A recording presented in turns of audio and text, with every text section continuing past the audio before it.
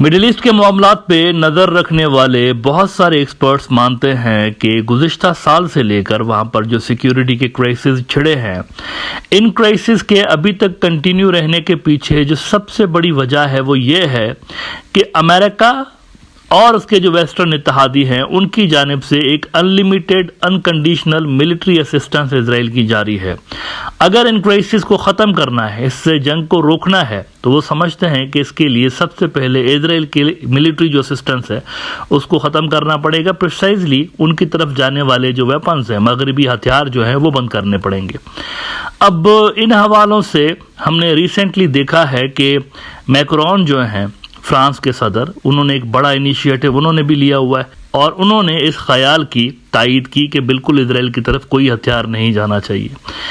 لیکن اب اس لسٹ میں اور بھی ملک آ رہے ہیں، یہ جو اسرائیل کو ویپنز دینے کے وروزی ملک ہیں، اس لسٹ میں ایک نیا نام بھی ایڈ ہو گیا ہے اور وہ ہے اسپین کا۔ اسپین والوں نے بھی یہی اعلان کیا ہے کہ اسرائیل کی طرف کسی قسم کا کوئی ویپن نہیں جانا چاہیے۔ ڈان نیوز نے رپورٹ کیا ہے کہ Spanish P M calls for halt to arms for Israel. اب مغرب کے اندر سے آپ دیکھ رہے ہیں کہ اس طرح کی آوازیں بڑھتی چلی جا رہی ہیں اور اس پہ نیتن یاہو فرسٹریٹڈ ہے۔ پچھلے دنوں اپنی اسپیچ کے اندر نیتن یاہو نے میکرون کے لیے، فرانس کے صدر کے لیے بڑے سخت جملے استعمال کیے۔ ایک موقع پہ تو انہوں نے یہ بھی کہا کہ شیم آن یو، یہ میکرون کو اس نے کہا کہ آپ ہماری طرف ہتھیاروں کی سپلائی روکنے کے لیے کیوں کام کر رہے ہیں۔ یعنی مغرب کے اندر ایک ڈیویژن ہمیں نظر آ رہی ہے اسرائیل کے معاملے کو لے کر۔ لیکن انفارچونیٹلی ہمارے ریجن میں انڈیا کے جو ایکسپرٹس ہیں وہ ٹوٹلی مس ریڈ کر رہے ہیں، مڈل ایسٹ کے کانفلکٹ کو ٹوٹلی مس ریڈ کر رہے ہیں۔ یوں محسوس ہوتا ہے کہ جیسے وہ 10 سال پہلے جو مینٹلٹی تھی اس سے پتہ نہیں کیوں باہر نکلنے کو تیار نہیں ہے۔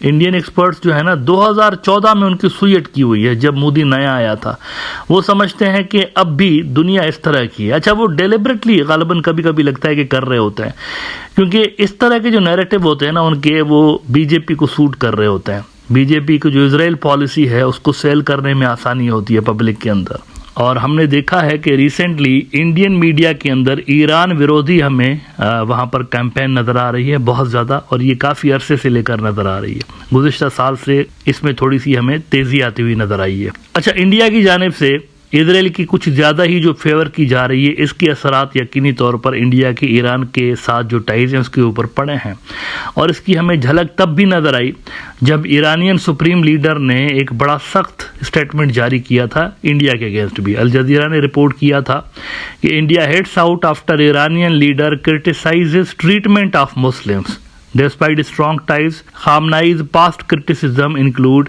India's handling of Muslim issues and the Kashmir region. تو یہ ہمیں چیزیں ظاہر کر رہی ہیں کہ all is not well between India and Iran. اچھا، اب اس پہ وہ جو میں نے بات کی کہ انڈیا کے جو ایکسپرٹس ہیں ٹوٹلی مس ریڈ کر رہے ہیں مڈل ایسٹ کو، انہی میں ایک نام اکھلیش پلل ماری صاحب کا ہے۔ پچھلے دنوں انہوں نے دی ڈپلومیٹ کے اندر ایک آرٹیکل لکھا۔ ان کے خیالات پڑھ کے یوں محسوس ہوا کہ گویا کہ یہ بی جے پی کے جو مڈل ایسٹ پالیسی ہے اس کو کور پرووائڈ کر رہے ہیں اور اس کو جسٹیفائی کرنے کی کوشش کر رہے ہیں۔ موصوف کہتے ہیں کہ coming drift in India Iran relations, India is more aligned with Israel than Iran with regard to combating terrorism. The latter sponsors terror groups in the Middle East as does Pakistan in South Asia. کتنا بڑا allegation ہے، کتنا بڑا allegation ہے کہ ایرانی جو ہیں وہ مڈل ایسٹ کے اندر ٹیررزم کو پروموٹ کرتے ہیں جیسے پاکستانی ٹیررزم کو پروموٹ کرتے ہیں۔ کتنی ون سائیڈڈ کمنٹری ہے ان کی۔ یعنی یہ صرف اور صرف اسرائیلی نقطۂ نظر سے مڈل ایسٹ کو دیکھنے کی کوشش کر رہے ہیں، ایرانی نقطۂ نظر، ایرانی پوائنٹ آف ویو کو سمجھنے کی کوشش ہی نہیں کر رہے، ڈائریکٹ ٹیگ لگا دیا کہ یہ سارے دہشت گرد ہیں۔ موصوف کہتے ہیں کہ the fact of the matter is that India and Iran's interests and trajectories are diverging and their world views are often in conflict with each other.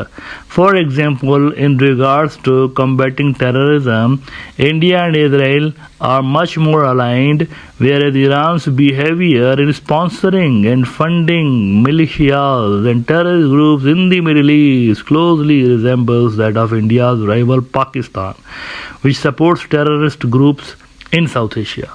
اور پھر وہ اپنے آپ کو گلوریفائی کرتے ہوئے کہ دیکھیں ہماری جو آرمی ہے پورے کے پورے انڈین اوشین ریجن کے اندر دیکھیں ہم ہی سیکیورٹی پرووائڈر ہیں سب سے بڑے، اور یہ جو چیزیں ہمیں باقیوں سے الگ کر دیتی ہے. پھر وہ کہتے ہیں for example India's emphasis on a peaceful, secure Indian Ocean and rescue operations for ships targeted by the Houthi movement in Yemen favors Saudi, Israeli and US interest over Iranian ones. As the Houthi forces are aligned with Iran, the Indian Navy is also one of the few forces that can keep Iran from becoming a mischief maker in the Arabian Sea. Either through using proxies or by expanding its own navy, India could not have been happy with a tanker attack off its coast last December, thought to have been struck by an Iranian drone. اب انہوں نے یہ تاثر دینے کی کوشش کی کہ گویا کہ سعودی عرب اور اسرائیلی جو ہیں غالباً ان کے ایک جیسے انٹرسٹ ہیں. آپ نے دیکھا کہ انہوں نے تینوں کا نام ایک جگہ پہ لیا, امریکہ, سعودی عرب اور اسرائیل, حالانکہ ground realities are very different. Iranians اور سعودیز جو ہیں ریسنٹلی ہم نے دیکھا ہے کہ ان کے درمیان قربتیں بڑھ رہی ہیں. گزشتہ سال سے لے کر تو خاص طور پر ہم نے دیکھا ہے کہ یہ اسٹریٹجک پارٹنرشپ کی طرف بڑھ رہے ہیں. ان کے درمیان اب تو ملٹری لیول پر بھی کوآپریشن کے حوالے سے بات چیت چل رہی ہے.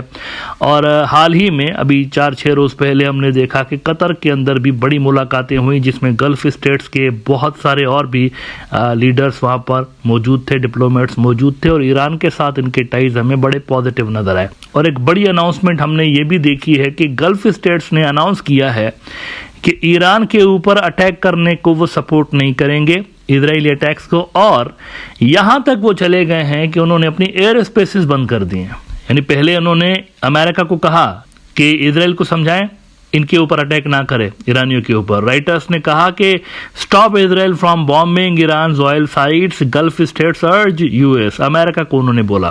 اور اس کے بعد مہر نیوز ایجنسی نے رپورٹ کیا ہے کہ Saudi, UAE, Qatar sell airspace to Israel for anti Iran move.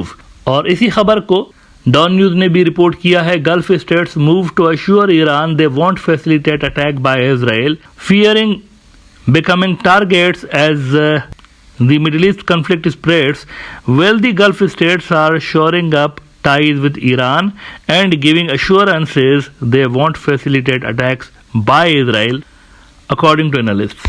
تو وہاں پر صورتحال یہ ہے, عرب جو ممالک ہیں ان کی کلیئرلی ہمیں سمپتھیز جو ہیں وہ ایران کے ساتھ نظر آ رہی ہیں.